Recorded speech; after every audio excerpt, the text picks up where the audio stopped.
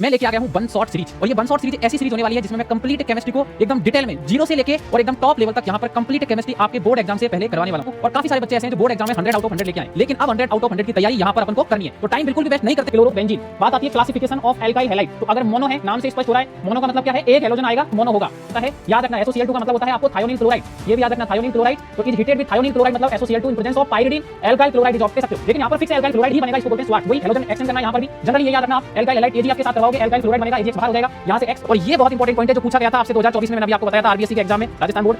Melting point directly proportional होता है symmetry के, इस वजह से पैरा ऑर्थो मेटा, ठीक है ना, पैरा वाले का मेल्टिंग पॉइंट सबसे ज्यादा होता है, फिर आप स्टेप में होता है, जबकि यहाँ पर SN2 take place in single step. भाई SN2 में क्या होता है, सीधे अटैक किया, एक साथ आपका दोनों काम हुए थे और सीधे रिएक्शन हो गई थी, जबकि यहाँ पहले कार्बोकैटायन बना फिर रिएक्शन हुआ। ये दो स्टेप में होती है, ये आपका सिंगल स्टेप में होता है, ये फर्स्ट ऑर्डर काइनेटिक्स होता है, जबकि ये सेकंड ऑर्डर काइनेटिक्स होता है। यहाँ पर रेट आपका याद रखना सिर्फ और सिर्फ एक पर डिपेंड करता है, वो है आपका ओनली कंसंट्रेशन। इसको बोलते हैं मेरे दोस्त बाइफिनाइल, क्या बोलते हैं, बाइफिनाइल बोलते हैं, याद रखना। जैसे वही 2NaCl बाहर कर दिया, दोनों बेंजीन को जोड़ दिया, जिसको बाइफिनाइल बोलेंगे। क्लोरोफ्लोरोकार्बन, किसका, मेथेन और एथेन का, उसको फ्रियोन बोलते हैं। Extremely stable, unreactive, non toxic और नॉन कोरोसिव होता है। SN1 में बना कार्बोकैटायन भैया, हाय हाय हाय हाय, SN1 में बना कार्बोकैटायन भैया स्टेबल हो तो रिएक्शन हो गया सही। SN2 बोले नहीं मैं पीछे हटता और वन स्टेप में काम पूरा नहीं पड़ता। SN2 बोला भाई साहब मैं पीछे नहीं हटूंगा, एक बार में काम खत्म कर दूंगा, ठीक है ना। तो खत्म, टाटा बाय बाय, फिर मिलेंगे नेक्स्ट वन शॉट में। तो आज का वन शॉट होने वाला है आपका hello alkane and halo Erin का, एक ऐसा चैप्टर जिससे बोर्ड एग्जाम में और कंपटीशन एग्जाम में हर साल क्वेश्चन आता है। और आज के वन शॉट के बाद में आपको इसका दूसरा कोई भी वीडियो देखना नहीं पड़ेगा, क्योंकि एकदम डिटेल में मैं आपको बताने वाला हूं। आप देख सकते हो पूरा कंटेंट, एक सिंगल पॉइंट ऐसा नहीं होगा जो इस सेशन के अंदर मैं आपको नहीं करवाऊंगा। तो ध्यान से एक एक चीज को सुनना, कंप्लीट डिटेल में यहां पर एक एक चीज को अपन यहां पर सीखेंगे, समझेंगे। तो टाइम यहां पर वेस्ट नहीं करते हैं और कहानी की शुरुआत करते हैं मेरे दोस्त।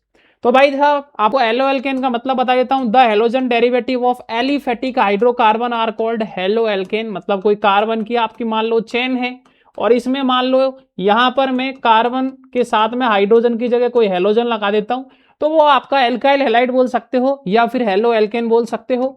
And the halogen derivative of aromatic hydrocarbon are called halo arene. मतलब जो एरोमेटिक, ठीक है ना, मतलब जैसे बेंजीन के ऊपर कोई हेलोजन आ जाता है तो उसको हेलो एरिन बोलते हैं। Halo alkane are commonly known as alkyl halide and halo arene, ठीक है ना, इसको अपन एल्काइल हैलाइड और हेलो एरिन भी बोल सकते हैं मेरे दोस्त। जनरल फॉर्मूला एल्काइल हैलाइड का RX होता है, जबकि एराइल हैलाइड का R की जगह यहां पर बेंजीन आ जाता है। बेंजीन के ऊपर हेलोजन जब आ जाता है उसको बोलते हैं एराइल हैलाइड, ठीक है ना, एराइल हैलाइड। जैसे CH3Cl, इसको बोलेंगे क्लोरोमेथेन, ठीक है ना। आपका बेंजीन के ऊपर क्लोरीन, क्लोरोबेंजीन। बात आती है क्लासिफिकेशन ऑफ एल्काइल हैलाइड। तो अगर मोनो है, नाम से स्पष्ट हो रहा है, मोनो का मतलब क्या है, एक हेलोजन आएगा मोनो होगा। प्राइमरी एल्काइल हैलाइड कब होगा, जब आपका हेलोजन जो ग्रुप है, प्राइमरी मतलब 1 डिग्री कार्बन से जुड़ेगा।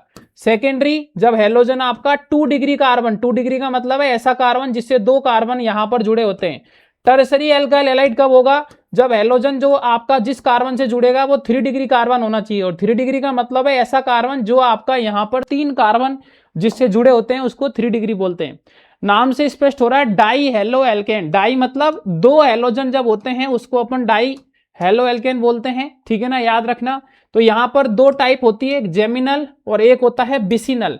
तो याद रखना जेमिनल, जेमिनल मतलब ऐसे याद रख सकते हो आप, जेमिनल मतलब जिम कर रहे हो, और जिम कर रहे हो मतलब प्यारे बच्चों आपको पता है एकदम बॉडी वगैरह एकदम आपकी बन जाएगी, है ना। तो एक तरीके से आप सोच सकते हो कि यहां पर जेमिनल में क्या होगा, एक ही कार्बन से 2 हेलोजन जुड़ जाएंगे, अकेला कार्बन से 2 हेलोजन, ठीक है ना। तभी तो यहां पर आदमी क्या दिखेगा, एकदम हष्टपुष्ट दिखेगा कि नहीं दिखेगा, भाई एक पे ही 2 आ गए, ठीक है ना। और जबकि बिसिनल में क्या होगा, हेलोजन तो 2 आएंगे लेकिन दोनों अलग अलग कार्बन पर आएंगे। तो एक ऐसा हेलोजन यहां पर, ऐसा डाई हैलाइड जिसमें अलग अलग कार्बन पर हेलोजन आता है उसको बिसिनल, और एक पे ही आता है तो उसको क्या बोलते हैं, यहां पर जेमिनल बोलते हैं, याद रखना। एलाइलिक हैलाइड, एलाइलिक मतलब याद रखना डबल बॉन्ड के बाद वाले कार्बन पर हेलोजन का आना। ये डबल बॉन्ड है, इसके जस्ट बाद वाले कार्बन पर हेलोजन का आना एलाइलिक कहलाता है। बेंजाइलिक का मतलब जो बेंजीन है उससे जुड़ा हुआ फर्स्ट कार्बन पर हेलोजन, जो बेंजीन है उससे जुड़ा हुआ फर्स्ट कार्बन पर हेलोजन ग्रुप का आना, ये याद रखना। Classification based on sp2 hybridisation. Vinylic, vinylic क्या होता है, डबल बॉन्ड जो आपका यहां पर होता है उसी पर हेलोजन का आ जाना, ठीक है ना, याद रखना ये भी सभी बच्चे। जैसे ये डबल बॉन्ड वाला कार्बन है और इसी पर अगर हेलोजन आ गया, जैसे ये डबल बॉन्ड वाला कार्बन है, इसी पर हेलोजन आ गया तो इसको बोलते हैं बिनाइलिक। जबकि एलाइलिक में क्या था, डबल बॉन्ड के बाद वाले कार्बन पर आ रहा था। एराइल तो अभी अपने पढ़ा था, बेंजीन से डायरेक्ट हेलोजन अटैच हो जाता है, बेंजीन से डायरेक्ट हेलोजन अटैच हो जाता है तो उसको एराइल हैलाइड बोलते हैं। ठीक है, सीधी और सिंपल कहानी है। इंपॉर्टेंट पॉइंट, एल्काइल हैलाइड आपका मोर रिएक्टिव होता है एराइल हैलाइड से। ये इंपॉर्टेंट है, कई बार पूछा गया है कि जो एल्काइल हैलाइड होता है वो आपका याद रखना ज्यादा रिएक्टिव होते हैं एराइल हैलाइड से। क्यों? क्योंकि एराइल में प्यारे बच्चों क्या होता है, जब आप हेलोजन को हटाते हो तो यहां पर जब आपका चार्ज जनरेट होता है पार्शियली डबल बॉन्ड कैरेक्टर आ जाता है। इस वजह से आपको पता होना चाहिए। Nature of carbon halogen bond की अगर अपन बात करेंगे तो आपको पता है CH3, ठीक है, और X तो हेलोजन इलेक्ट्रॉन खींचेगा, पार्शियली नेगेटिव चार्ज आएगा और यहां पर आपका पार्शियली पॉजिटिव चार्ज आएगा। तो ये आपको यहां पर पता होना चाहिए। नेक्स्ट आता है बॉन्ड लेंथ, बॉन्ड स्ट्रेंथ और बॉन्ड एंथैल्पी। बॉन्ड लेंथ मतलब कौन बड़ा है, तो आपको पता है मेरे दोस्त, यहां पर जब मैं बात करूंगा फ्लोरीन, क्लोरीन, ब्रोमीन और आयोडीन की, तो डाउन द ग्रुप जाएंगे, साइज आपका बढ़ेगा, साइज बढ़ेगा तो बॉन्ड का लेंथ भी बढ़ जाएगा। तो आयोडीन वाला सबसे ज्यादा हो जाएगा। स्ट्रेंथ, स्ट्रेंथ मतलब कौन मजबूत है, तो फ्लोरीन की इलेक्ट्रोनेगेटिविटी ज्यादा होती है तो ये ज्यादा मजबूत होगा, तो ये ऑर्डर हो जाएगा। बॉन्ड एंथैल्पी, एंथैल्पी का मतलब कितना एनर्जी आपको प्रोवाइड करना पड़ेगा, तो यहां पर इसकी इलेक्ट्रोनेगेटिविटी ज्यादा है, बॉन्ड ज्यादा मजबूत होगा, तोड़ने में ज्यादा एनर्जी देनी पड़ेगी, तो ये आपका यहां पर ऑर्डर हो जाएगा। तो याद रखना बॉन्ड एंथैल्पी डायरेक्टली होती है बॉन्ड स्ट्रेंथ की और इनवर्सली होता है आपका बॉन्ड लेंथ की, पूछा जा सकता है ये भी। बॉन्ड एंथैल्पी का मतलब the amount of energy required to break any bond. मतलब देख रहे हो एक एक चीज का मैंने आपको डेफिनेशन भी दिया है और इस क्लास की जो पीडीएफ है वो आपको टेलीग्राम ग्रुप पर अवेलेबल हो जाएगी। ठीक है ना, तो आप आसानी से उसको रीड कर सकते हो, पढ़ सकते हो। ठीक है, order of dipole moment, dipole moment depend करता है on combination of charge and bond length, it's depends more on, ठीक है ना, याद रखना charge, but there can be exception.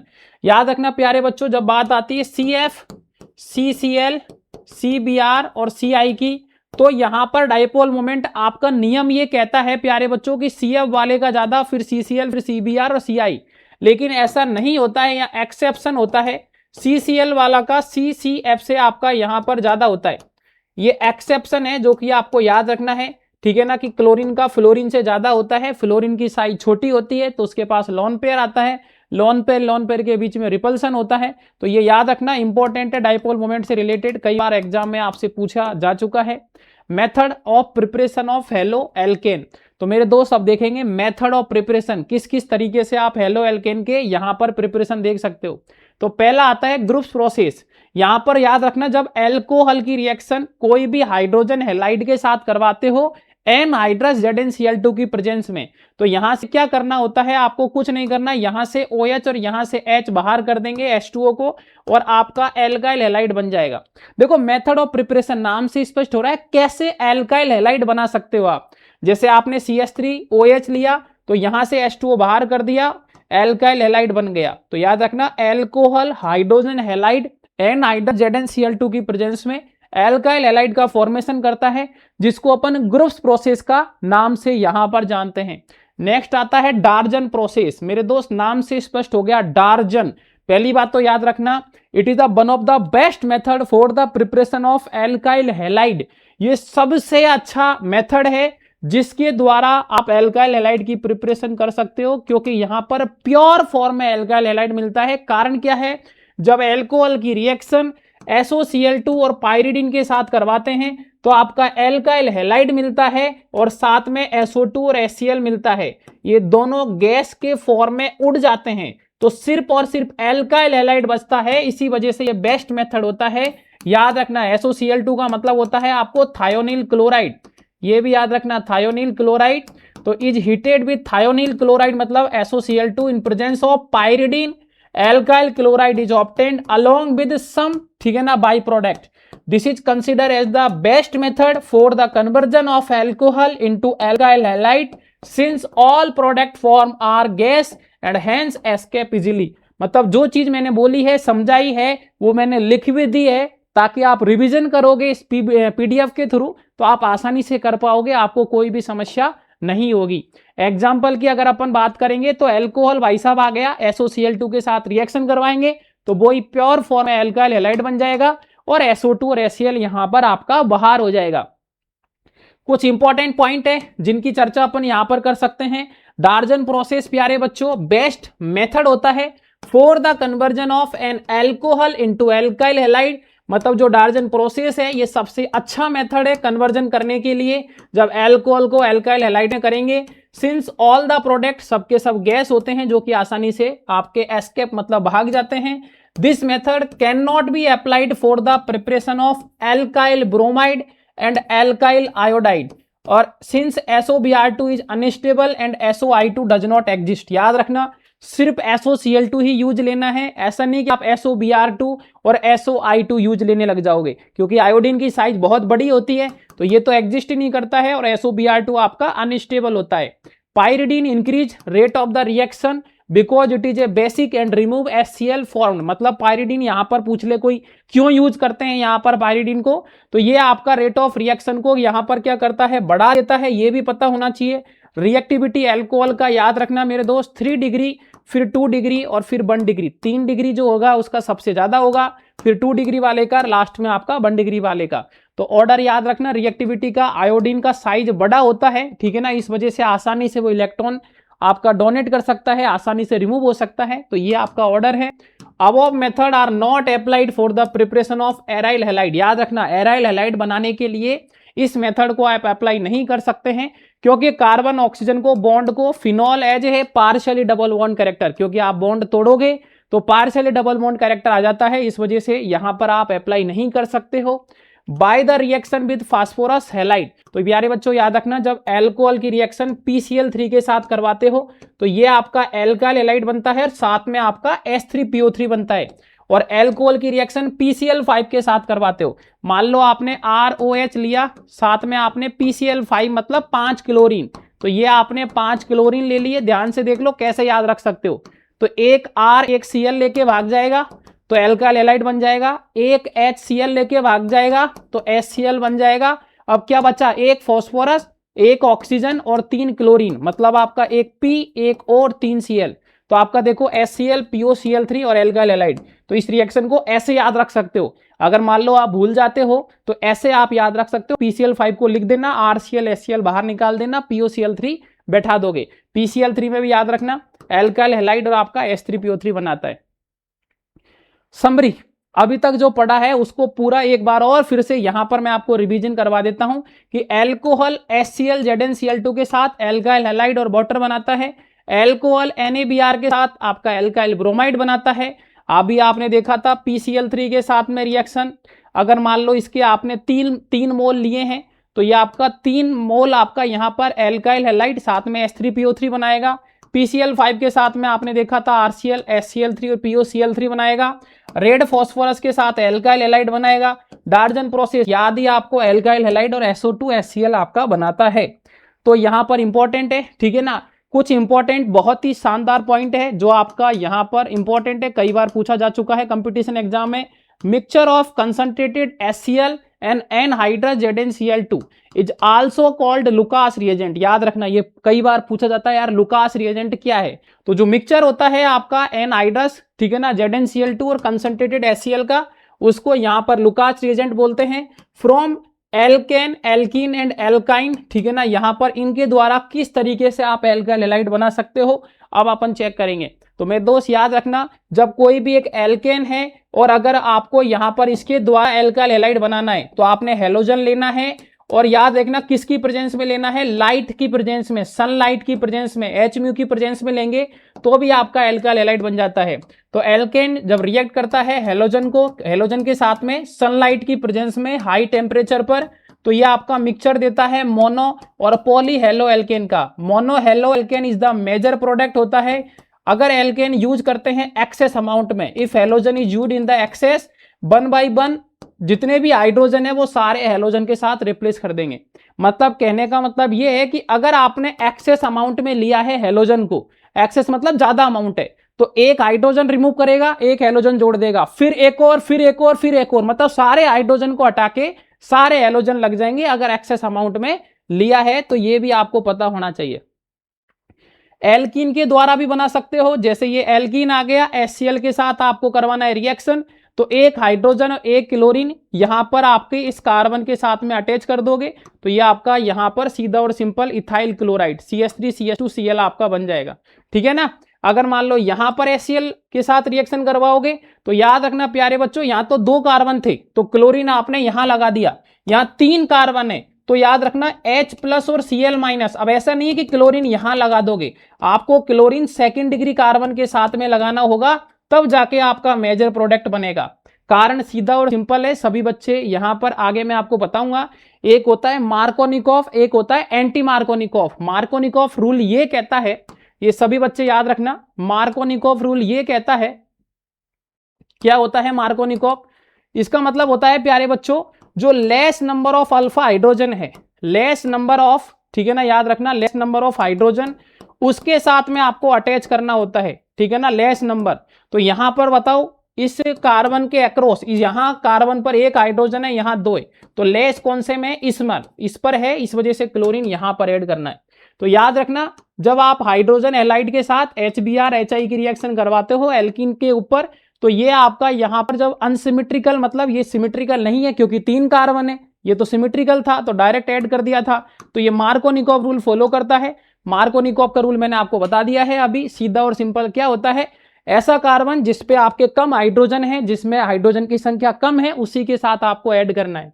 Next आपका आता है एल्काइन के साथ, 2 ब्रोमीन CCl4 के साथ रिएक्शन करवाओगे, कुछ नहीं करना, ट्रिपल बॉन्ड को एक बार तोड़ेंगे, डबल बॉन्ड में ब्रोमीन ब्रोमीन आपका जुड़ जाएगा, फिर डबल बॉन्ड वापस टूटेगा, फिर ब्रोमीन ब्रोमीन जुड़ जाएगा, तो इस तरीके की रिएक्शन होती है। मार्कोनिकॉफ अभी आपने देख लिया, हाइड्रोजन एलाइड के साथ क्या करेंगे, यहां पर आ जाएगा भाई, यहां पर जो आएगा X उसी को मेजर प्रोडक्ट बोलेंगे। 2 टाइप के प्रोडक्ट होते हैं, एक मेजर और एक माइनर। मेजर का मतलब जो ज्यादा स्टेबल है, तो मार्कोनिकॉफ जो रूल फॉलो करता है वो मेजर प्रोडक्ट होता है। और मार्कोनिकॉफ मतलब क्या कहता है, इस हाइड्रोजन के साथ ऐसा कार्बन जिसके पास हाइड्रोजन कम है उसी के साथ एलोजन जुड़ेगा, और एक दूसरी प्रोबेबिलिटी है कि इस कार्बन के साथ एलोजन जुड़ जाए जो कि माइनर प्रोडक्ट है। तो मैंने लिख भी दिया है यहां पर रिवीजन के लिए, in a reaction like adding a hydrogen halide to an unsymmetrical alkene, the halogen tends to attach to the carbon atom with less number of hydrogen.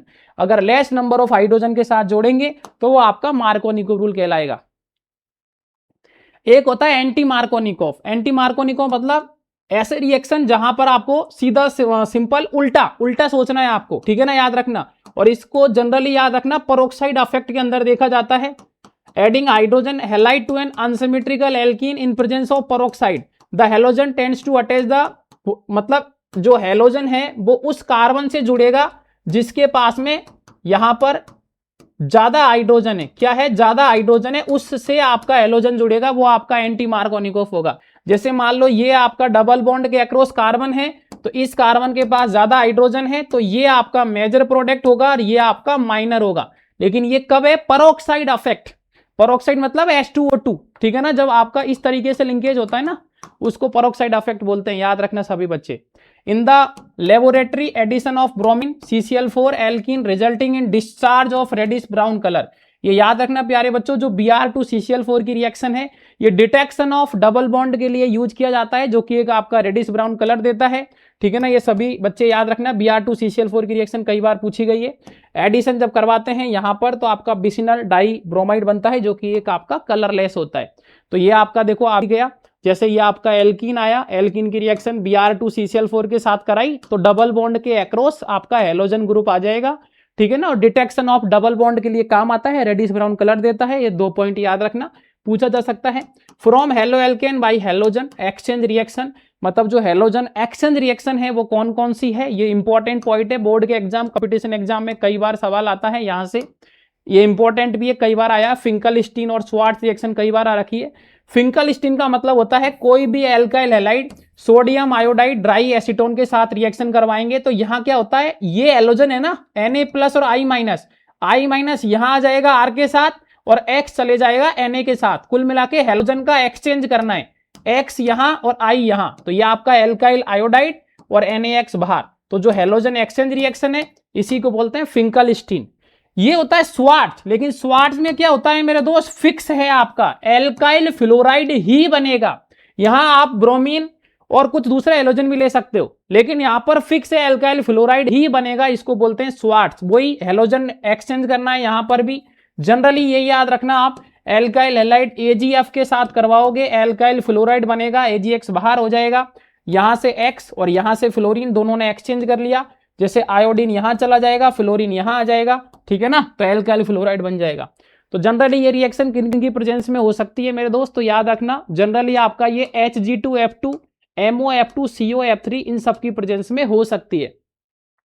Preparation of हेलोएरिन, preparation of हेलोएरिन की बात आती है तो याद रखना by electrophilic substitution reaction, मतलब electrophilic substitution reaction के द्वारा यहां पर अपन क्या कर सकते हैं, हेलोएरिन बना सकते हैं। कैसे बनेगा, जब टोल्यून की रिएक्शन आपका यहां पर हेलोजन के साथ करवाएंगे, तो याद रखना हेलोजन है आपका X2, तो एक X और एक X में टूटेगा, तो यहां पर ये पहली पोजीशन है, इसको बोलते हैं ऑर्थो, दूसरी को बोलते हैं मेटा और तीसरी को बोलते हैं पैरा। अभी सभी बच्चे याद रख लेना ध्यान से एक चीज जो मैं अभी बता रहा हूं, पहला वाला ऑर्थो, दूसरा वाला मेटा, तीसरा वाला पैरा। याद कर लेना, ओ माई स्वीट ग्रीन आपका ओ माई स्वीट ग्रीन एप्पल, ऐसे याद रख लेना, ओ माई स्वीट ग्रीन एप्पल, ठीक है।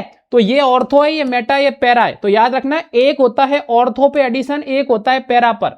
जब भी इलेक्ट्रोफिलिक सब्स्टिट्यूशन रिएक्शन होगी तो एक तो ऑर्थो पे हेलोजन आएगा, एक पैरा पे आएगा। जनरली याद रखना ये जो पैरा वाला है ना, ये आपका यहां पर मेजर प्रोडक्ट होता है, इसी को यहां पर मेजर प्रोडक्ट बोलते हैं, इसी को यहां पर बोलते हैं मेजर प्रोडक्ट, और ये आपका माइनर होता है। तो aryl chloride and bromide can be easily prepared by the electrophilic substitution reaction of herein with chlorine and bromine respectively in the presence of Lewis acid catalyst like iron। ये आपका Lewis acid catalyst है, ठीक है ना। लुइक acid catalyst का मतलब है ये इलेक्ट्रॉन पेयर को क्या करेगा, एक्सेप्ट करेगा, इलेक्ट्रॉन पेयर को मेरे दोस्त क्या करेगा, एक्सेप्ट करेगा, ठीक है। Reaction with iodine are reversible in nature and required the presence of an oxidising agent, जैसे आपके इस तरीके के आप ऑक्सीडाइजिंग एजेंट भी यहां पर यूज कर सकते हो। याद रखना फ्लोरो कंपाउंड आपको यहां पर नहीं, ठीक है ना, आप नहीं बना सकते हैं क्योंकि उसकी रिएक्टिविटी आपका फ्लोरीन जो होता है उसकी ज्यादा होती है। कई बार आ जाता है कि क्या यहां पर आप, ठीक है ना, यहां पर बेंजीन के ऊपर फ्लोरीन कंपाउंड वाला जो कंपाउंड बना सकते हो, नहीं बना सकते क्योंकि फ्लोरीन की जो रिएक्टिविटी है वो ज्यादा होती है, तो पॉसिबल नहीं है। सैंडमेयर रिएक्शन बहुत इंपॉर्टेंट है, कई बार यहां पर आ रखी है मेरे दोस्त, कई बार आ रखी है। एक सैंडमेयर, एक होता है गेटरमैन, दोनों में थोड़ा सा फर्क है, ये यही बता रहा हूं मैं। सैंडमेयर के साथ ही गेटरमैन बता रहा हूं, कैसे याद रखनी है ये भी बता रहा हूं। देखो कुछ नहीं करना, बेंजीन के ऊपर जब NH2 ग्रुप आ जाता है इसको बोलते हैं एनिलीन, और जब एनिलीन की रिएक्शन नाइट्रस एसिड, ठीक है ना, याद रखना प्यारे बच्चों ये क्या है आपका, नाइट्रस एसिड है। ये पूरे मिक्सचर को बोलते हैं नाइट्रस एसिड, नाइट्रस एसिड। कैसे याद रखेंगे, NaNO2 और HCl, ठीक है ना। जनरली आपने मान लो कोई भी हेलोजन ले सकते हो, तो NaNO2 HCl की रिएक्शन करवानी है 0 से 5 डिग्री सेल्सियस टेम्परेचर, ठीक है ना, या फिर केल्विन में चेंज करोगे तो 273 से 278 हो जाएगा, ठीक है। तो यहां पर क्या होता है, NH2 को ये N2 प्लस और X माइनस, ठीक है ना, benzene diazonium salt N2 plus और X माइनस में कन्वर्ट कर देता है। अब इसकी रिएक्शन करवानी है, ये यहां पर मिस प्रिंटिंग है, ये है आपका Cu2X2, किसकी प्रेजेंस में करवानी है, Cu2X2, ठीक है ना। तो यहां पर क्या होता है प्यारे बच्चों, N2 प्लस एक अनस्टेबल आपका यहां पर मॉलिक्यूल है, ये यहां से बाहर हो जाता है और हेलोजन आपका डायरेक्ट जुड़ जाता है। N2 प्लस बाहर हो जाता है, और जो याद रखना नेगेटिव वाला हैलाइड होगा, सारी रिएक्शन एक साथ बता रहा हूं मैं, नेगेटिव वाला हैलाइड डायरेक्ट N2 प्लस को हटा के जुड़ जाता है, ठीक है ना, चाहे वो क्लोरीन चाहे वो आपका ब्रोमीन, N2 बाहर हो जाता है। इसी रिएक्शन को गेटरमैन बोलते हैं। और Cu2X2 की जगह अगर ऐसा आ जाता copper in presence of HCl, copper in presence of HCl आ जाता, मतलब अकेला है कॉपर, यहां पर कॉपर के साथ कोई है, तो सैंडमेयर, ऐसे याद रखना, सैंडमेयर मतलब सैंडविच खाने जा रहे हैं। अब यार सैंडविच खाने जाओगे तो अकेले तो जाओगे नहीं, कोई तो साथ होना चाहिए ना यार। तो देखो कॉपर के साथ यहाँ हेलोजन था, ठीक है ना, तो ये आपका सैंडविच मतलब सैंडमेयर, ठीक है ना। तो यहां पर आपका क्या होगा, कॉपर अकेला, गेटरमैन रिएक्शन, समझ गए होंगे कैसे याद रखोगे। तो conversion of diazonium salt of aromatic hydrocarbon to halo और cyano hydrocarbon in the presence of cuprous halide, ये क्या है आपका, क्यूप्रियस हैलाइड है, और साइनाइड, इसको सैंडमेयर रिएक्शन बोलते हैं। याद रखना बेंजीन डाइजोनियम क्लोराइड जो होता है ट्रीट करते हैं क्यूप्रस क्लोराइड के साथ HCl की प्रेजेंस में, तो आपका ये क्लोरोबेंजीन बनाता है। क्या बनाता है मेरे दोस्त, क्लोरोबेंजीन बनाता है। कुछ इंपॉर्टेंट पॉइंट है, ध्यान से सुनना एक एक पॉइंट को। मैं बता रहा हूं इतना प्यारा नोट्स आपने आज तक कभी नहीं देखा होगा, और मैं गारंटी के साथ कह रहा हूं बहुत अच्छा है ये रिवीजन के लिए। और अभी तक आपने कुछ नहीं पढ़ा है ना, तो एक सिंगल वीडियो देखने की जरूरत नहीं पड़ेगी इस वन शॉट के बाद में, क्योंकि एक single reaction, single point, single exception नहीं बचेगा जो आपके कंपटीशन एग्जाम या फिर आपके बोर्ड एग्जाम में पूछा जाएगा। तो याद रखना, इंस्टेड ऑफ Cu2Cl2 की जगह अगर आप यहां पर कॉपर पाउडर एंड HCl ले लोगे तो इस रिएक्शन को क्या नाम से जानेंगे, गेटरमैन रिएक्शन के नाम से जानेंगे, ये मैंने आपको अभी बता दिया था। Replacement of the diazonium group iodine does not required in the presence of cuprous halide is done by simply shaking the diazonium salt with potassium iodide. याद रखना, अगर आपको यहां पर बेंजीन के ऊपर, ये पूछा जा चुका है, आपको बेंजीन के ऊपर आयोडीन यहां पर लेके आना है, तो यहां पर याद रखना आप किसके साथ रिएक्शन करवाओगे, पोटेशियम आयोडाइड के साथ करवाओगे। मतलब यहां पर N2+ और X- है, पोटेशियम आयोडाइड के साथ रिएक्शन करवाओगे। सभी बच्चे याद रखना, पोटेशियम आयोडाइड के साथ करवाओगे तब आपका यहां पर आयोडोबेंजीन बनेगा। और ये आपका यहां पर जो RBSC राजस्थान बोर्ड होता है 2024 के अंदर यही रिएक्शन पूछी गई थी, तो ये पता होना चाहिए।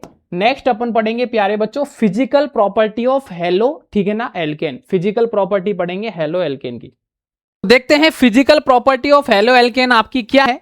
तो नेचर की अगर बात करेंगे प्यारे बच्चों की, नेचर क्या होता है, तो याद रखना lower halo alkane are gaseous in nature, higher halo alkane and halo arene are liquid और सॉलिड नेचर। मतलब जिनका आपका मॉलिक्यूलर वेट कम है, जो आपके यहाँ पर जैसे मेथेन, एथेन इस तरीके के हैं, तो वो आपके गैस नेचर, गैसियस में होते हैं। फिर आगे थोड़ा देखोगे तो लिक्विड, और जब ज़्यादा कार्बन हो जाएंगे तो आपका सॉलिड नेचर के होंगे। स्मेल की अगर बात करूंगा तो many volatile halogen compound have sweet smell, बहुत ही स्वीट स्मेल होती है। कलर की बात करूंगा तो याद रखना सभी एल्काइल हैलाइड कलरलेस होते हैं, ठीक है ना, ये सभी को पता होना चाहिए। और जबकि ब्रोमाइड और आयोडाइड आपके डेवलप कर सकते हैं कलर जब इनको एक्सपोज किया जाता है लाइट के अंदर। ये इंपॉर्टेंट बॉइलिंग पॉइंट के बारे में सवाल आ सकता है। तो एक सीधी सिंपल लाइन बता रहा हूं, जितना ज्यादा मॉलिक्यूलर वेट होगा उतना ही ज्यादा आपका बॉइलिंग पॉइंट होगा। याद रखना, जितना ज्यादा मॉलिक्यूलर मास उतना ज्यादा बॉइलिंग पॉइंट। लेकिन अगर ब्रांच आ जाएगी तो बॉइलिंग पॉइंट याद रखना कम हो जाएगा सरफेस एरिया की वजह से। तो बॉइलिंग पॉइंट एल्काइल हैलाइड का इंक्रीज करता है आपका, यहां पर नंबर ऑफ कार्बन बढ़ेगा, मॉलिक्यूलर मास बढ़ेगा। 3 कार्बन है, 2 कार्बन है, 1 कार्बन है, तो 3 वाले का बॉइलिंग पॉइंट ज्यादा होता है क्योंकि मॉलिक्यूलर वेट ज्यादा है। ड्यू टू पोलर नेचर आपका कार्बन हेलोजन बॉन्ड का हेलो एल्केन आपका डाइपोल इंटरेक्शन होता है, hence halo alkane have higher boiling point, ठीक है ना, as compare to alkane with same molecular mass. अगर मॉलिक्यूलर मास सेम है लेकिन अगर कार्बन के साथ कोई हेलोजन ग्रुप आ जाता है तो वहां पर डाइपोल इंटरेक्शन चार्ज डेवलप होता है। तो याद रखना, चाहे आपके कार्बन सेम है, यहां तो कार्बन अलग है, कार्बन सेम होने के बाद भी उसका ज्यादा हो जाएगा। यहां 1 कार्बन है, यहां 1 कार्बन है, लेकिन यहां आपका हेलोजन आते ही डाइपोल इंटरेक्शन हो गया है, तो याद रखना इस केस में इसका बॉइलिंग पॉइंट आपका ज्यादा हो जाएगा। For a given alkyl halide the boiling point and density of different alkyl halide R, Ri, Rbr, Rcl. This is because the increase in atomic size, ठीक है ना, मैग्नीट्यूड ऑफ वंडर वाल force also increase. भैया आपको भी बताया मैंने, Ri size बड़ी होती है, आसानी से डोनेट कर सकता है, रिमूव कर सकता है, तो ये अभी सभी आपको पता होना चाहिए। रिएक्टिविटी का ऑर्डर है, ठीक है ना, जैसे आप देख सकते हो यहाँ पर एल्काइल हैलाइड इंक्रीज करता है branch, decrease the boiling point, ठीक है ना। तो ये क्या होता है, क्योंकि आपका यहाँ पर सरफेस एरिया की वजह से, ठीक है ना, सभी को पता होना चाहिए। जैसे मान लो इधर भी 4 कार्बन है, इधर भी 4 कार्बन है, इधर भी 4 कार्बन है, लेकिन यहाँ चारों कार्बन एक ही लाइन में, यहां आपका देख रहे हो ब्रोमीन 2nd डिग्री पर है, जबकि यहां पर ब्रोमीन आपका देखोगे 3 डिग्री पर है। तो यहां पर सरफेस एरिया कम हो गया है, ठीक है ना, आपको दिख रहा होगा, ठीक है ना, डिक्रीज इन सरफेस एरिया। तो इस वजह से इस वाले का जो ओपन होगा उसका यहां पर ज्यादा हो जाएगा, और जो ब्रांच वाला है उसका बॉइलिंग पॉइंट कम हो जाएगा। तो ये भी आपको पता होना चाहिए। एक और इंपॉर्टेंट पॉइंट है, ये आपका RBSC 2024 में पूछा गया था, ठीक है ना, फिर से पूछा जा सकता है। In case of hello arene ortho is more stable followed by para and Meta. जो ऑर्थो वाला होता है वो ज्यादा आपका स्टेबल होता है मेटा और पैरा से। और ये बहुत इंपॉर्टेंट पॉइंट है जो पूछा गया था आपसे 2024 में, मैंने अभी आपको बताया था RBSC के एग्जाम में, Rajasthan board. Melting point directly proportional होता है सिमेट्री के, इस वजह से पैरा, ऑर्थो और मेटा, ठीक है ना, पैरा वाले का मेल्टिंग पॉइंट सबसे ज्यादा होता है, फिर आपका आता है ऑर्थो भाई साहब, फिर लास्ट में आते हैं आपके मेटा। पैरा मतलब ये ऑर्थो, ये मेटा, ये पैरा, तो ये आपका यहां पर जो होगा इसका मेल्टिंग पॉइंट मैक्सिमम होगा। क्यों होगा, यही आपसे पूछा गया था बोर्ड के एग्जाम में, तो याद रखना सिमेट्री की वजह से ऐसा होता है। किसकी वजह से ऐसा होता है, सिमेट्री की वजह से। तो बोर्ड के एग्जाम में कारण ही पूछा गया था भाई क्यों होता है, तो याद रखना सिमेट्री की वजह से होता है। एल्काइल एलाइड सॉल्युबिलिटी की बात करेंगे तो याद रखना इनसॉल्युबल होता है वाटर में, क्योंकि यहां पर याद रखना they can neither form hydrogen bonding with water, और नहीं आपका ब्रेक कर सकता है hydrogen bonding of water molecule को। तो इस वजह से याद रखना ये आपके क्या होते हैं, इनसॉल्युबल होते हैं। ये कारण पूछा जा सकता है कि भाई क्यों एल्काइल हैलाइड आपके इनसॉल्युबल होते हैं, तो ये आपका हाइड्रोजन बॉन्डिंग नहीं बना सकते हैं। केमिकल प्रॉपर्टीज की अगर बात करेंगे तो यहां पर अपन केमिकल प्रॉपर्टीज चेक कर लेते हैं, ठीक है ना। The carbon halogen bond of hello alkane is polar with partially positive charge, and carbon आपके ऊपर आपका यहां पर पार्शियली नेगेटिव चार्ज हेलोजन पर आता है और आपका पार्शियल पॉजिटिव कार्बन पर आता है, जो कि अभी अपन ने देखा था। Any nucleophile stronger than halide ion can attack at the carbon atom due to positive charge causing a nucleophilic substitution reaction.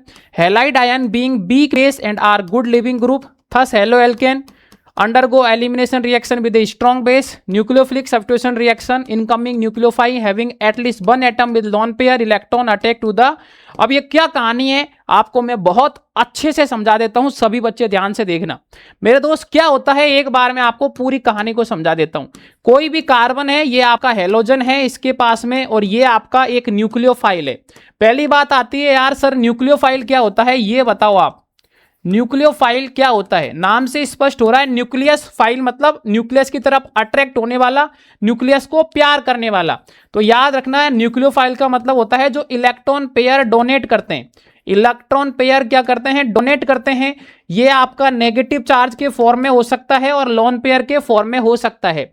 ये क्या करता है मेरे दोस्त, यहां पर अटैक करेगा। अटैक करेगा तो आपका सीधा और सिंपल है, यहां पर अटैक क्यों करेगा, क्योंकि हेलोजन के ऊपर पार्शियली नेगेटिव चार्ज आएगा, कार्बन के ऊपर पार्शियली पॉजिटिव चार्ज आएगा। ऐसा क्यों हो रहा है, क्योंकि हेलोजन अपनी तरफ इलेक्ट्रॉन खींचेगा, ठीक है ना, सीधी और सिंपल बात है, पार्शियली नेगेटिव पार्शियली पॉजिटिव।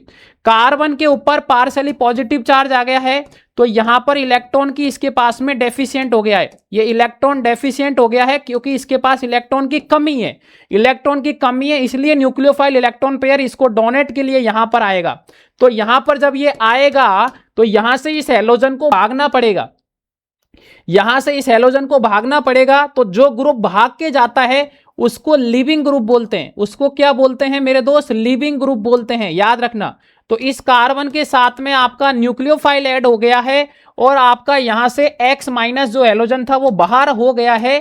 ये आपका एज ए लिविंग ग्रुप बाहर हो गया है। ये आपका एज ए लिविंग ग्रुप क्या हो गया है, बाहर हो गया है। तो यही पूरी कहानी है कि जो न्यूक्लियोफाइल है अटैक करता है। न्यूक्लियोफाइल का मतलब समझ में आ गया होगा, जो इलेक्ट्रॉन पेयर डोनेट करता है।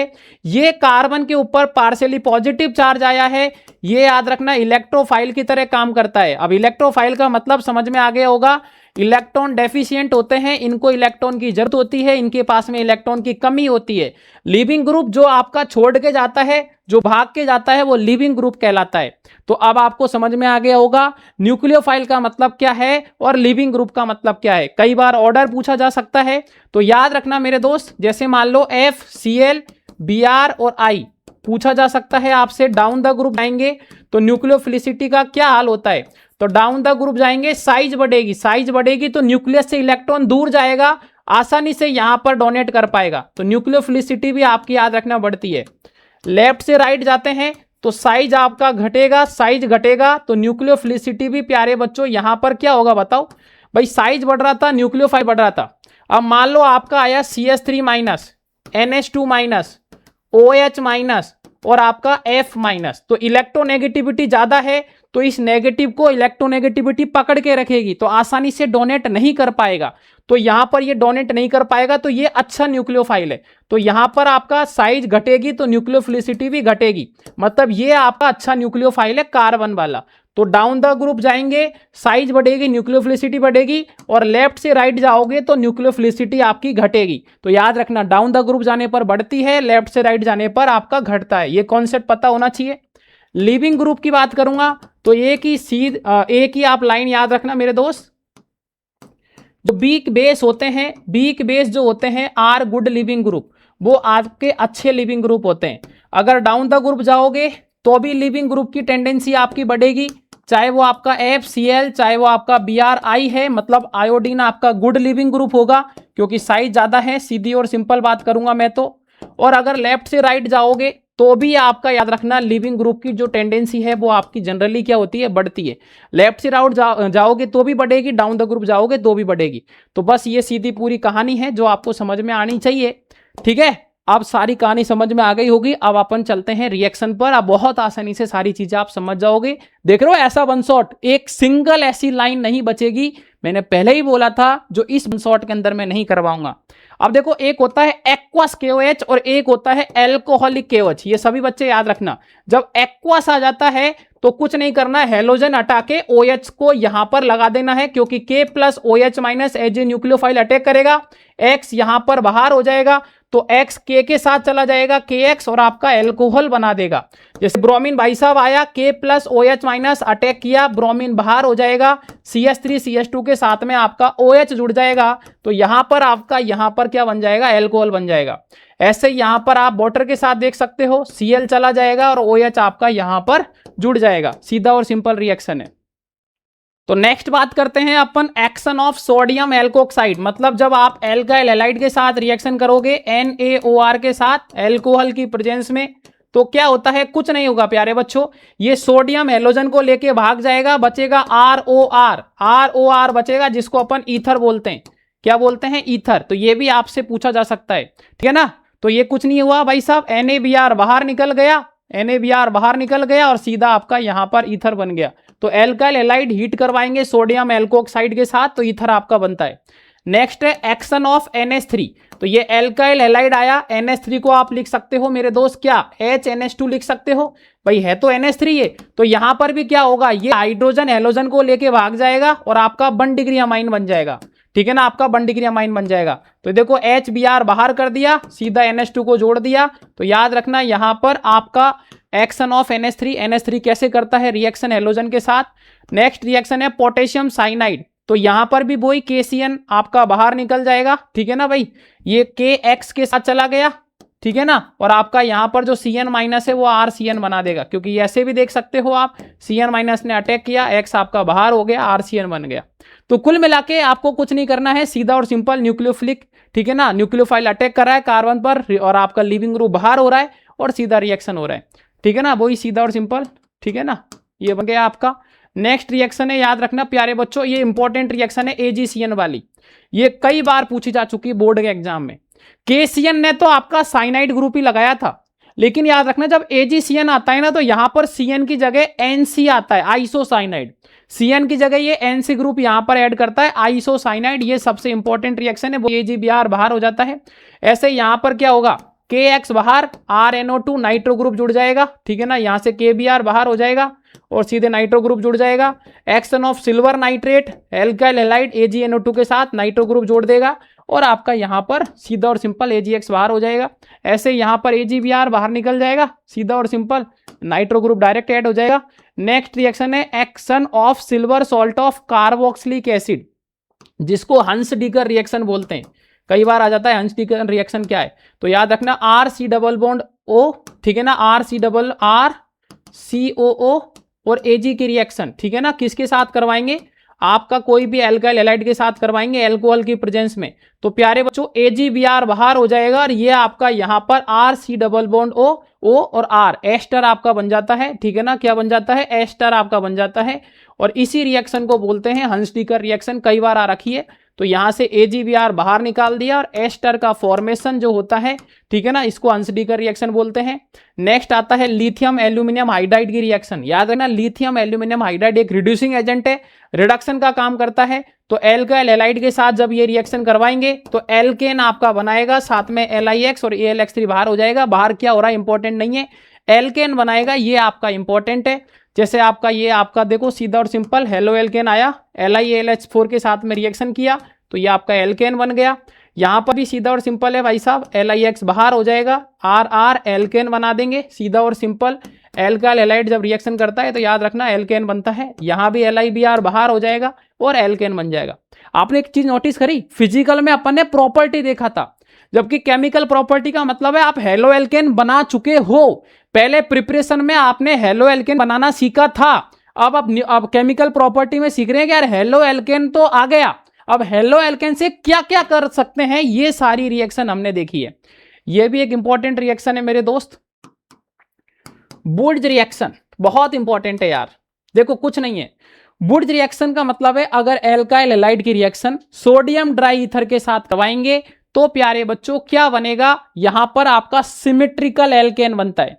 जब एल्काइल हैलाइड सिमेट्रिकल एल्केन बनाता है किसके साथ, सोडियम ड्राई ईथर। जैसे एल्काइल हैलाइड ले लिया 2 मोल आपने और सोडियम ड्राई ईथर के साथ करवाएंगे तो ये आपका 2NaX बाहर कर देता है और R आपका सिमेट्रिकल एल्केन बनेगा। सिमेट्रिकल एल्केन का मतलब है अगर एक कार्बन लिया है तो 2 लिया है तो 4 लिया है तो 8, ठीक है ना। जैसे आपका 2NaBr बाहर कर दिया, दोनों CH3 जुड़ जाएंगे, इंपॉर्टेंट रिएक्शन है।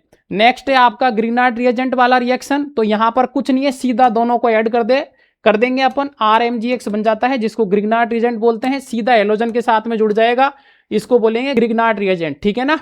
तो ऑर्डर ऑफ रिएक्टिविटी की बात करेंगे तो वही आयोडीन वाला सबसे ज्यादा, साइज आपका ज्यादा होता है। अगर नंबर ऑफ कार्बन एटम ज्यादा है तो याद रखना उसका यहां पर क्या होगा प्यारे बच्चों, लेस होगा reactivity. Tertiary alkyl iodide are not used the above reaction since they undergo elimination reaction, और एल्कीन आपका फॉर्म करता है, आयोडीन आ जाएगा। तो याद रखना सभी बच्चे। अब आपका यहां पर एल्कोहलिक KOH की रिएक्शन आ जाती है जिसको बोलते हैं डीहाइड्रो एलोजिनेशन। मैंने पहले भी बोला था इंपॉर्टेंट रिएक्शन है, बोर्ड एग्जाम कंपटीशन एग्जाम में कई बार आ रखा है और ये बोर्ड का सवाल है, CBSE बोर्ड में आ रखा है। याद रखना अगर एक्वस KOH है, बहुत इंपॉर्टेंट है ये, अगर एक्वस है तो हेलोजन हटाओ OH लगाओ। यहां एक्वस होता ना एल्कोहलिक की जगह, सीधा हो जाता, लेकिन एल्कोहलिक आ गया है तो यहां पर प्यारे बच्चों यहां से हाइड्रोजन और हेलोजन को रिमूव करना है। यहां से हाइड्रोजन यहां से हेलोजन जाएगा, बैलेंसी पूरी होने के लिए डबल बॉन्ड आ जाएगा, मतलब एल्कीन बन जाएगा। और हाइड्रोजन हेलोजन रिमूव हो रहा है तो इसको बोलते हैं डीहाइड्रो हेलोजिनेशन, इसका नाम है डीहाइड्रो हेलोजिनेशन। तो याद रखना halo alkane having beta hydrogen atom when heated in presence of alcoholic KOH undergo dehydro halogenation form alkene, यहां पर एल्कीन बनता है और इसी रिएक्शन को एल्कीन एलिमिनेशन रिएक्शन बोलते हैं। और ये आपका यहां पर क्या है, सेट-जेप रूल, कभी आ जाए सेट-जेप रूल क्या है। तो जो बीटा हाइड्रोजन है ना, ये आपका मान लो कार्बन है, ठीक है, तो ये आपका अल्फा कार्बन है, ये बीटा कार्बन है। तो बीटा कार्बन से हाइड्रोजन जो आप हटा रहे हो ना, तो इसके द्वारा जो आप एलिमिनेशन करवा रहे हो, ठीक है ना, और एल्कीन का फॉर्मेशन करा रहे हो, ये सेट-जेप रूल कहलाता है, ठीक है ना। ये सभी बच्चों को याद होना चाहिए। जैसे मान लो ये आपका हेलोजन है, पहला कार्बन है अल्फा, दूसरा है बीटा, ठीक है ना। तो ड्यूरिंग, मैंने लिख भी दिया है Saytzeff rule, during dehydrohalogenation reaction अगर आपके मोर देन 1 बीटा कार्बन है, जैसे यहां पर इधर भी बीटा है और इधर भी बीटा है, तो याद रखना हाइड्रोजन किससे हटाएंगे भाई। एक दिमाग में थिंकिंग आती है ना यार, ये अल्फा है तो इधर भी बीटा है इधर भी बीटा है, तो कौन से वाले से हटाएंगे। अगर एक से ज्यादा है तो याद रखना उस कार्बन से आपको हटाना है जिधर लीस्ट नंबर ऑफ हाइड्रोजन। अगर जिधर कम आपके यहां पर क्या है, नंबर ऑफ हाइड्रोजन एटम है, तो इधर आपके 2 है इधर आपके 3 है, तो इस वाले से हटाएंगे, इसी को बोलते हैं मेरे दोस्त सेट-जेप रूल। आ जाए कई बार यार सेट-जेप रूल को समझाओ, तो भाई साहब सीधा और सिंपल है, जब डीहाइड्रो हेलोजिनेशन प्रोसेस होता है तो उस कार्बन से आपको हटाना है हेलोजन, जिधर आपका यहां पर सीधा और सिंपल आपको हाइड्रोजन उस कार्बन से हटाना है जिधर आपका जो बीटा वाला कार्बन है उसके पास कम हाइड्रोजन एटम है, तो यह आपका डबल बॉन्ड आ जाएगा, इसी को मेजर प्रोडक्ट बोलेंगे। यहां तक मैं आशा करता हूं सबको बहुत ही अच्छे से चीजें क्लियर हो गई होगी, समझ में आ गई होगी और आपको मजा आ रहा होगा। अब अपन एंटर कर रहे हैं मेरे दोस्त SN1 और SN2 रिएक्शन के अंदर, और अब ज्यादा कहानी नहीं बची इस चैप्टर की, ठीक है ना। बहुत ही जल्दी यहां पर अपन चीजों को अच्छे से कंप्लीट करने वाले हैं, इसलिए आप ध्यान से सुनना, समझना और चीजों को देखना। बात आती है SN2 मैकेनिज्म, ठीक है ना, क्या है देखो ध्यान से, कुछ नहीं होगा, ध्यान से देखना। पहली बात तो मैं आपको थोड़ा सा ओवरव्यू दे देता हूं जो आपके काम आएगा। SN1 और SN2 की कहानी क्या है, देखो SN1 और SN2 यहां पर याद रखना 1 डिग्री 2 डिग्री और 3 डिग्री वाला चीजें चलती है। SN1 में आपका जो स्टेबिलिटी कार्बोकेटाइन है वो 3 डिग्री 2 डिग्री और 1 डिग्री होता है। SN2 में क्या होता है प्यारे बच्चों, स्ट्रॉन्ग न्यूक्लियोफाइल आप लेके चलोगे, अटैक करेगा बैक साइड से, सीधे एक बार में यहां पर प्रोडक्ट बना देगा, फाइनल प्रोडक्ट एक बार में, मतलब कंप्लीट इन्वर्जन होता है यहां पर। कंप्लीट इन्वर्जन, जबकि यहां पर ऐसा नहीं होगा। यहां पर 50% आपका क्या होगा, रिटेंशन होगा और 50% इन्वर्जन होगा। एक बार में नहीं होगा, एक बार आपने बैक साइड से अटैक कर दिया, एक बार फ्रंट साइड से अटैक कर दिया, SN1 में ये चलेगा। जबकि यहां पर एक बार में काम खत्म, कंप्लीट इन्वर्जन। जैसे यहां पर देखो OH माइनस, सीधा और सिंपल, यहां पर एज ए न्यूक्लियोफाइल अटैक करेगा, रिएक्शन आपकी यहां पर हो जाएगी। तो देखो इसको यहां पर थोड़ा सा अगर मैं समझाना चाहूं तो याद रखना, SN2 में जो रेट है ना, वो एल्काइल एलाइड पे भी डिपेंड करती है और आपका जो यहां पर एल्काइल एलाइड के साथ में न्यूक्लियोफाइल है उस पर भी डिपेंड करती है। तो रेट यहां पर SN2 में दोनों पर डिपेंड करती है। पहली बात तो न्यूक्लियोफाइल भी अच्छा होना चाहिए और एल्काइल एलाइड भी होना चाहिए। न्यूक्लियोफाइल अटैक करता है कार्बन पर अपोजिट डायरेक्शन ऑफ हेलोजन, जिधर हेलोजन है उससे अपोजिट डायरेक्शन में अटैक करता है, याद रखना। To form transition state where bond formation and bond breaking take place simultaneously, एक साथ होता है।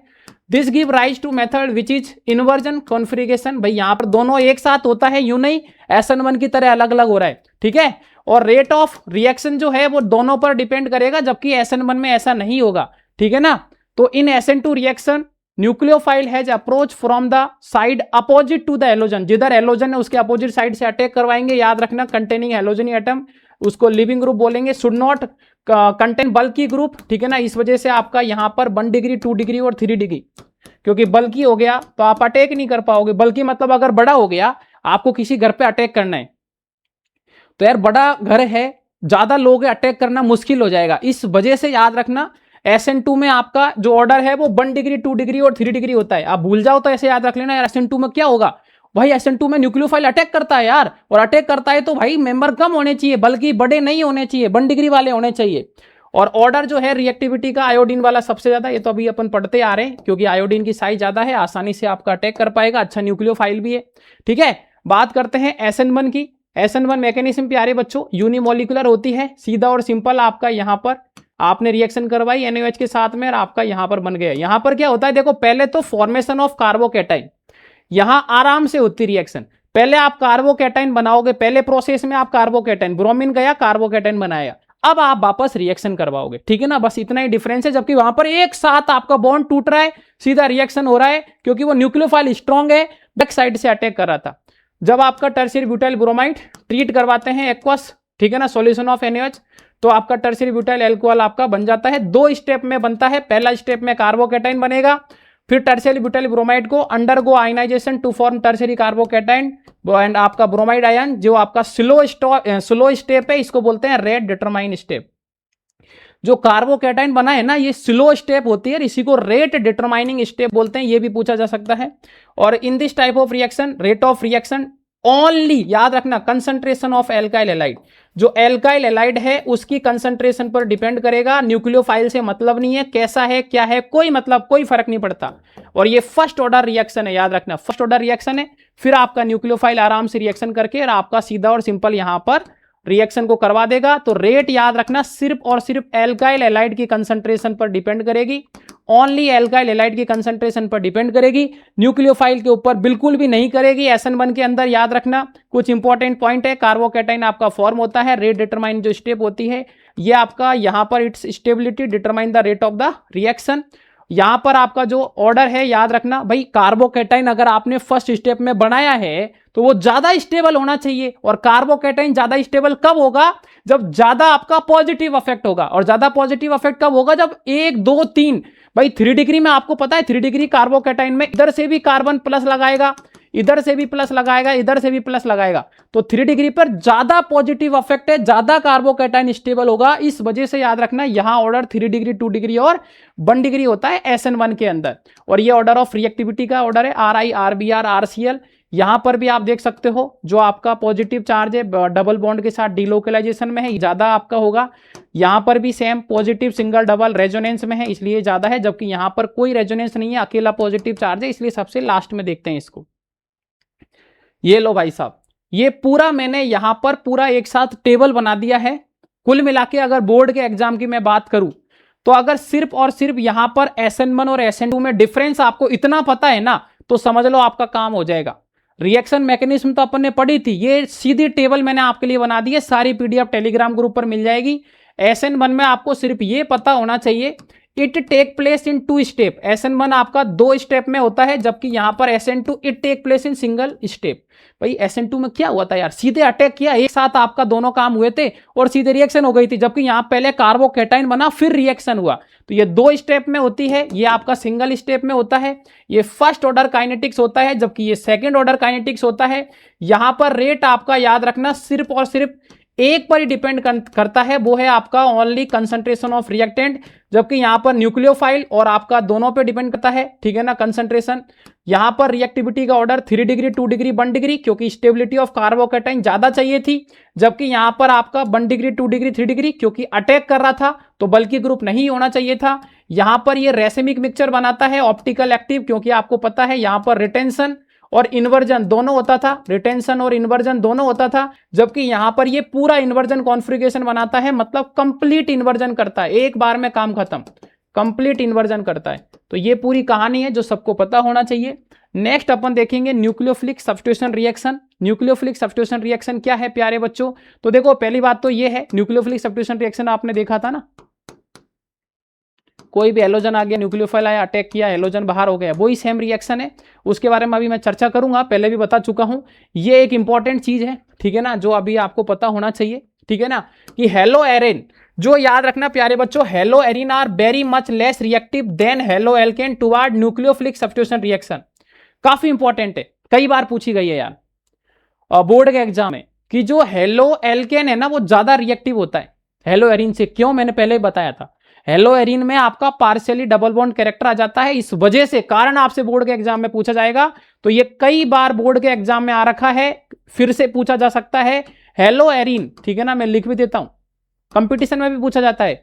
ये आपका much less reactive than halo alkane toward nucleophilic substitution reaction, क्योंकि हेलो एरिन आपका लोन पेयर इलेक्ट्रॉन होता है हेलोजन के साथ डिलोकेलाइजेशन में। भाई आपको पता है अगर बेंजीन के ऊपर कोई हेलोजन है और इसका लोन पेयर डिलोकेलाइजेशन में जा रहा है, तो यहां पर पार्शियली डबल बॉन्ड कैरेक्टर आ जाता है। ये पूरा रिप्रेजेंट करना, बताना उसको कि जैसे आपका कोई बेंजीन है, हेलोजन है, उसका लोन पेयर डिलोकेलाइजेशन में जा रहा है, पार्शियली डबल बॉन्ड कैरेक्टर आ जाएगा। Due to partially double bond character ये आपका यहां पर क्या होता है, लेस रिएक्टिव होता है हेलो एल्केन से। इस वजह से ये बॉन्ड को ब्रेक करना बहुत डिफिकल्ट हो जाता है। जैसे हेलोजन जा रहा है, ये 1 नंबर में आ सकता है, और आपका लॉन पेयर है, डिलोकेलेशन हो रहा है, 4 डेवलप हो जाएगा। इस तरीके से 3-4 आपके रेजोनेटिंग स्ट्रक्चर आप ड्रॉ कर सकते हो। 11th में पढ़ा होगा आपने ये कॉन्सेप्ट। इलेक्ट्रोफिलिक सब्स्टिट्यूशन रिएक्शन क्या है? इलेक्ट्रोफिलिक सब्स्टिट्यूशन रिएक्शन, तो हेलो एरिन आर सम, ठीक है ना, what less reactive than benzene towards electrophilic substitution reaction of the benzene ring due to -I affect halogen atom which decrease the electron density of benzene. haloarine undergo halogenation, nitration, sulfonation and Friedel-Crafts reaction. भाई हेलोएरिन आपके याद रखना less reactive होते हैं benzene से toward electrophilic substitution reaction, क्योंकि आपको पता है अगर कोई हेलोजन आएगा माइनस का आई अफेक्ट लगाएंगे, माइनस का आई अफेक्ट लगाएंगे तो वो डिक्रीज कर देता है इलेक्ट्रॉन डेंसिटी, ठीक है ना। इस वजह से यहां पर इलेक्ट्रोफिलिक सब्स्टिट्यूशन रिएक्शन होती है। तो ये जितनी भी रिएक्शन करवा रहा हूं मैं 5-6 तरीके की, याद रखना। कई बार सवाल आ जाता है कि यार कौन सी रिएक्शन है, तो बेंजीन आया, उसके ऊपर हेलोजन आया, तो ये आपका पार्शियली यहां पर माइनस का नेगेटिव इफेक्ट लगाएगा, इलेक्ट्रॉन डेंसिटी घटाएगा। तो याद रखना ये इलेक्ट्रोफिलिक सब्स्टिट्यूशन रिएक्शन होती है। कुछ नहीं करना, एक बार में समझा देता हूं, बिल्कुल सारी रिएक्शन एक बार में समझा देता हूं और याद भी हो जाएगी मेरे दोस्त, ध्यान से सुन लेना यार बस। पहली रिएक्शन है हेलोजिनेशन। हेलोजिनेशन मतलब हेलोजन का ऐड करना, कुछ नहीं करना। ब्रोमीन तोड़ेंगे, किस में तोड़ेंगे? ब्रोमीन में पहले भी बोला था मैंने, ऑर्थो और पैरा पर आ जाएगा, पैरा वाला आपका जो होगा मेजर प्रोडक्ट होगा, बस काम खत्म। नाइट्रेशन, नाम से स्पष्ट हो गया, नाइट्रेशन मतलब nitro group, ortho para, para वाला क्या हो जाएगा? मेजर हो जाएगा। कंसंट्रेटेड H2SO4 और HNO3 के प्रेजेंस में आप इस रिएक्शन को करवाओगे। सल्फोनेशन, सल्फोनिक SO3H ग्रुप, यहां पर भी ऑर्थो और पैरा, पैरा वाला क्या हो जाएगा? मेजर हो जाएगा। कंसंट्रेटेड H2SO4 के साथ करवाएंगे। ये इंपॉर्टेंट है यार, फ्राइडल क्राफ्ट एल्काइलेशन और फ्राइडल क्राफ्ट एसाइलेशन एक बार में समझा दूंगा, कुछ नहीं करना। एनहाइड्रस AlCl3 के प्रेजेंस में रिएक्शन करवाएंगे। कभी भी एनहाइड्रस AlCl3 दिख जाए, ये क्या करता है? Cl को खा जाता है, क्योंकि एल्यूमिनियम के पास में आपके यहां पर इस टाइम वैकेंट ऑर्बिटल है, Cl को खा जाता है। अब क्या बचा? CH3 बचा। CH3 ऑर्थो पे भी आ जाएगा और ये आपका CH3 है, याद रखना, पैरा पर भी आ जाएगा और पैरा वाला मेजर होगा। एक एसाइलेशन होता है जहां पर CH3 C डबल बॉन्ड और Cl लेंगे, वहां पर Cl को खा जाएगा तो C डबल बॉन्ड और CH3 दोनों तरफ जुड़ जाएगा। जैसे ये Cl को खाएगा, COCH3 यहां और यहां दो जगह जुड़ जाएगा, और जो पैरा वाला होगा वो ज्यादा मेजर प्रोडक्ट होगा, काम खत्म। कुछ और रिएक्शन है, बहुत इंपॉर्टेंट है, ध्यान से सुनना। जैसे आपने बुर्ज रिएक्शन देखा था, एक होता है बुर्ज फिटिंग, ये भी बोर्ड के एग्जाम आती है। नाम से स्पष्ट हो रहा है बुर्ज फिटिंग मतलब एल्काइल हैलाइड और आपका एराइल हैलाइड। ध्यान से सुनना, एल्काइल हैलाइड और एराइल हैलाइड आएगा तो कैसे रिएक्शन होगी मेरे दोस्त, ध्यान से देखना। आप यहां से आपको क्या करना है, वही 2NX बाहर निकाल देंगे। भाई आपने 2NX बाहर निकाल दिया, अब बेंजीन के ऊपर आपका क्या जुड़ जाएगा, कोई भी एक एल्काइल ग्रुप जुड़ जाएगा, CH3 आएगा तो टोल्यून कहलाएगा, ठीक है ना। तो ये देखो आपने यहां पर 2NaCl बाहर कर दिया, Cl जोड़ दिया, जिसको क्या बोलते हैं, टोल्यून बोलते हैं। तो ये हो गया बुर्ज फिटिंग। भाई एक आपने यहां पर बुर्ज में देखा था 2 मोल एल्काइल हैलाइड लिए थे, यहां पर एक एल्काइल हैलाइड एक एराइल हैलाइड ले लिया है, काम वही है 2NX बाहर निकालने का। फिटिंग मतलब नाम से स्पष्ट हो रहा है, भूल जाओ तो फिटिंग मतलब फिट होना। फिट कब होगा, जब दोनों सेम होंगे।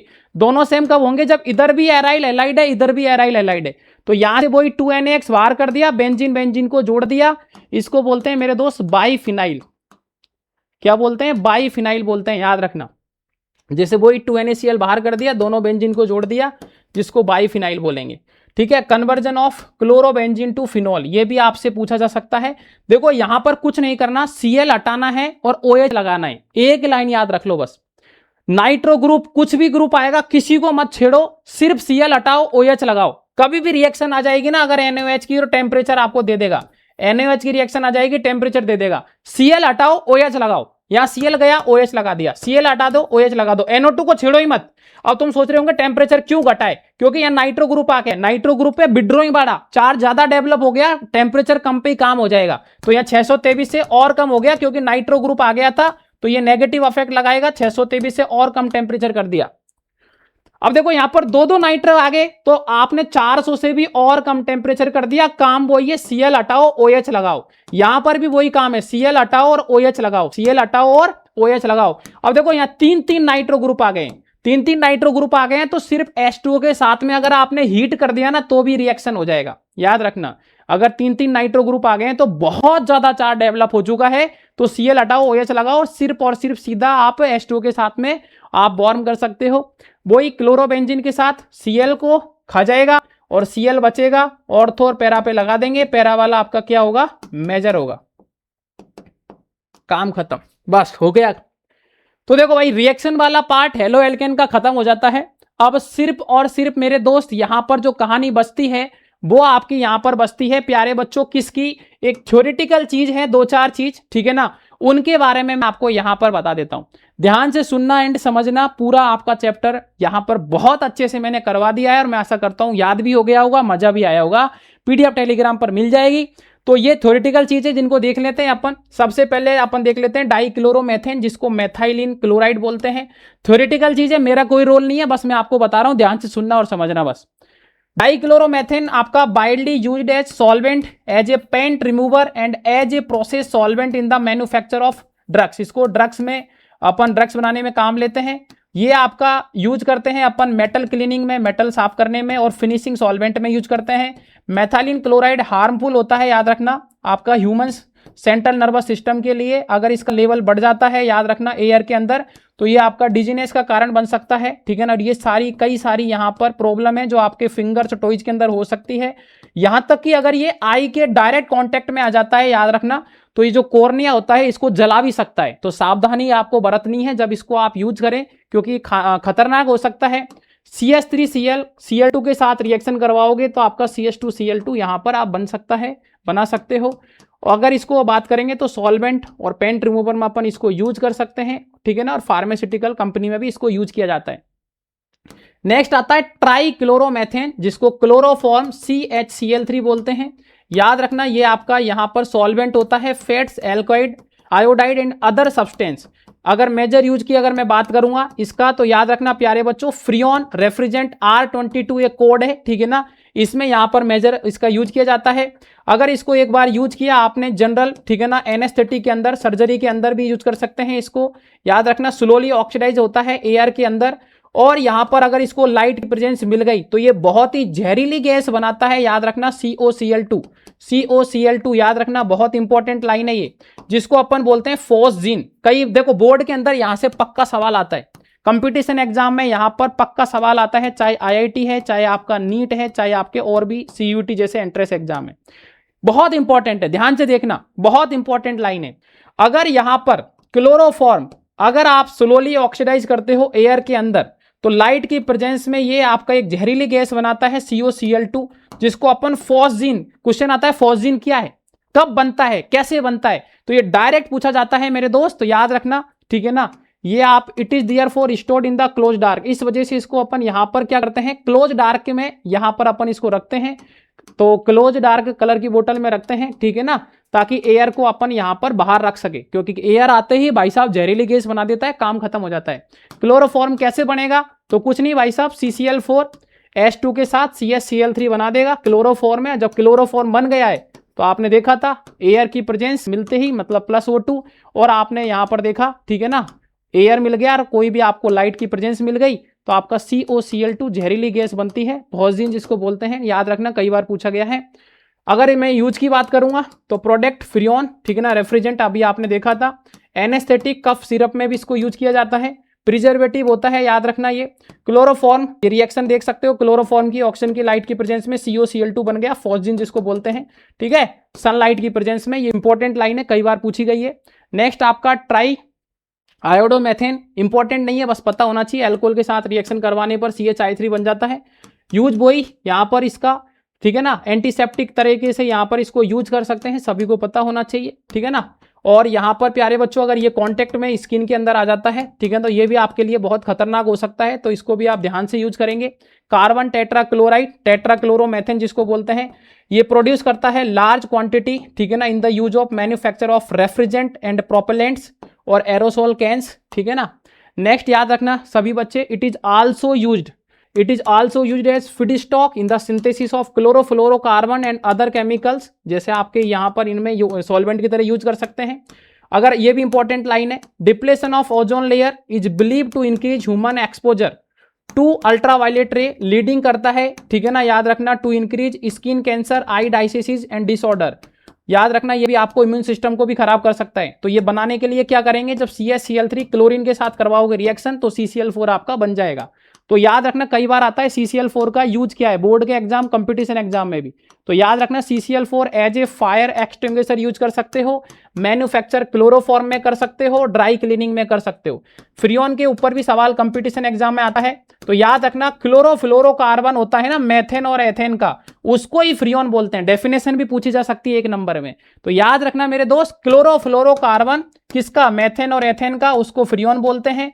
Extremely stable, unreactive, non toxic और नॉन कोरोजिव होता है, ठीक है ना, और इजीली आप इसको लिक्विफेबल गैस भी बोल सकते हो। फ्रियोन बंटू की बात करूंगा तो CCl2F2 इसको बोलते हैं अपन फ्रियोन बंटू, जो कि आपका मोस्ट कॉमन फ्रियोन है, जिसको अपन इंडस्ट्री में यूज कर सकते हैं, मैन्युफैक्चर फ्रॉम अपन टेट्राक्लोरो मेथेन से स्वार्ट्ज रिएक्शन के द्वारा यहां पर इसका मैन्युफैक्चर कर सकते हैं CCl2F2, जो कि एक आपका कॉमन, ठीक है ना, फ्रियोन है। यूज की बात करूंगा क्लोरोफ्लोरोकार्बन कंपाउंड का, methane and ethane are collectively known as freon. अगर बात करें यूज की, प्रोपेलेंट और मेडिसिन में इसको यूज कर सकते हैं, ठीक है ना, यूज रेफ्रिजरेंट भी अपन देख सकते हैं। अब नेक्स्ट आता है DDT।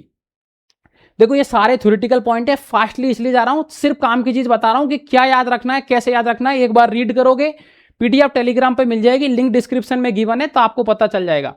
DDT का फुल फॉर्म पूछा जा सकता है, die chloro diphenyl trichloro ethane, बहुत इंपॉर्टेंट है, 1 नंबर का सवाल बोर्ड के एग्जाम के अंदर, कंपटीशन एग्जाम में भी आ जाता है। Die chloro diphenyl trichloro ethane colourless, tasteless होता है, और याद रखना प्यारे बच्चों, ऑलमोस्ट आपका ऑर्डरलेस होता है, ठीक है ना।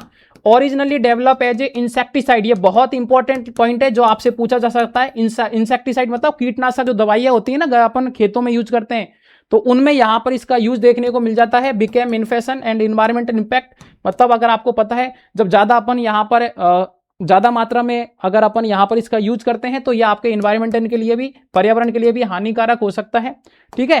तो ये सीधी और सिंपल कहानी है जो आपको पता होना चाहिए। DDT इंसेक्टिसाइड एक्शन बाज डिस्कवर बाय द, ये आपका साइंटिस्ट है जिसका नाम अगर आप पता रख सको तो रख सकते हो, बाकी का कोई जरूरी नहीं है।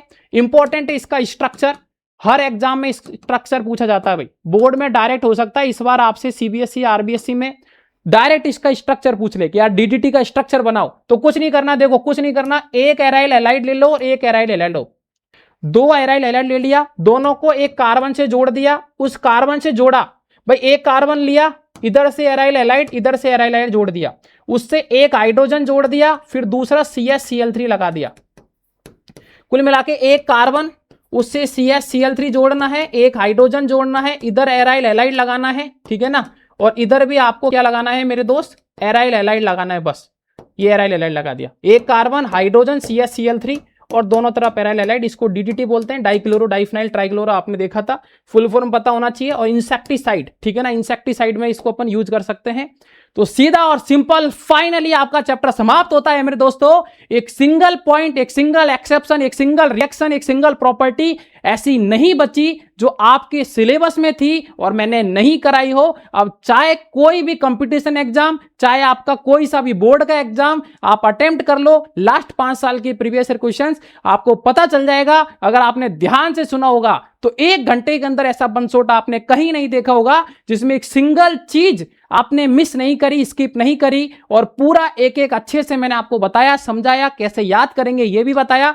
कुछ लाइन के साथ समापन करते हैं। SN1 में बना कार्बोकैटाइन भैया, आय हाय हाय हाय, SN1 में बना कार्बोकैटाइन भैया, स्टेबल हो तो रिएक्शन हो गया सैया।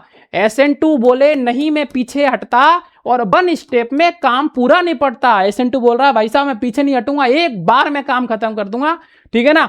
तो खत्म, टाटा बाय बाय, फिर मिलेंगे नेक्स्ट वन शॉट में। नए हो चैनल को सब्सक्राइब कर लेना जरूर, क्योंकि इसी चैनल पर कंप्लीट 11th कंप्लीट 12th आपके एग्जाम से पहले पहले वन शॉट के थ्रू, चाहे बोर्ड एग्जाम हो चाहे कंपटीशन एग्जाम हो, सबके लिए कॉमन यहां पर मैं केमिस्ट्री करवाने वाला हूं।